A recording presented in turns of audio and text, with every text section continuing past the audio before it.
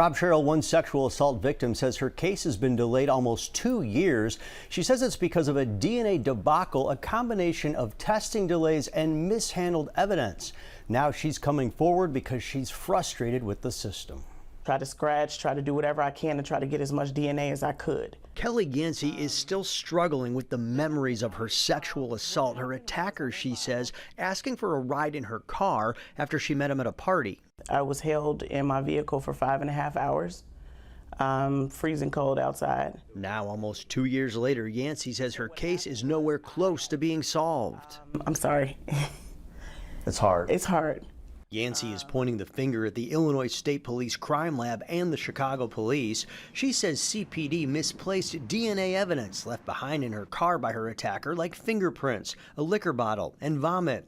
She says about 9 months after the attack, the detective told her that the evidence in the car was not submitted to the state crime lab. She verbally told me that it was misfiled under another case number. But months later in this email, the detective said the request to test the evidence from your vehicle was submitted on April 1st, 2024. That was almost a year and a half after the attack.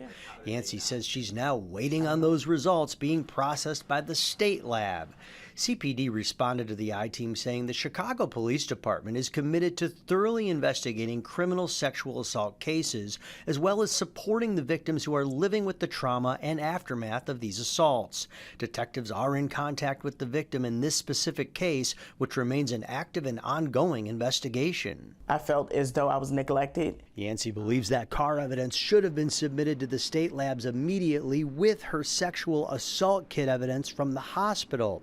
Adding to the frustration, she says that sex assault kit came back inconclusive after being delayed 9 months at the state lab. The Illinois State Police say they can't speak about specific cases, but that since May of 2022, sex assault kit processing has been meeting the state law requirements at under 6 months or 180 days. There's going to be, some advocates or critics that do say 180 days is still not good enough. What do you say to that? I agree.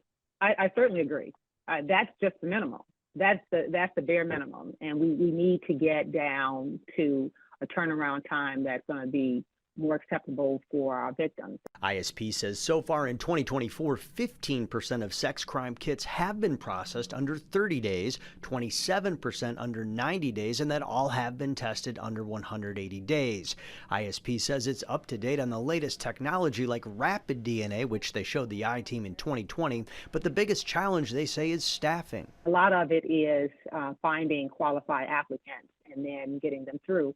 And then in order to work in the crime lab, there's a lot of different steps, requirements. Carolina Sanchez from the survivor advocate group Resilience says some states are now processing results in 30, 60, or 90 days and says Illinois needs to do better than 180 days. So many of these cases are not going anywhere. They're just kind of sitting, waiting for those results of the evidence collection kit to come in. You have survivors who are out there continuing to live in the fear of, is the offender going to come after me again?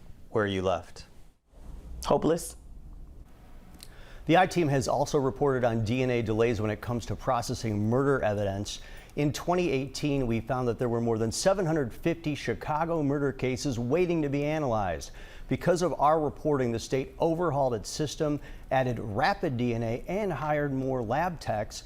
So far in 2024, there are more than 250 unfinished assignments. Rob Sherrill, they're still tackling a lot of cases, but that giant murder backlog has been slashed. Let's see if they can do the same or similar with those sex assault kits. So many people saying 180 days, still too long.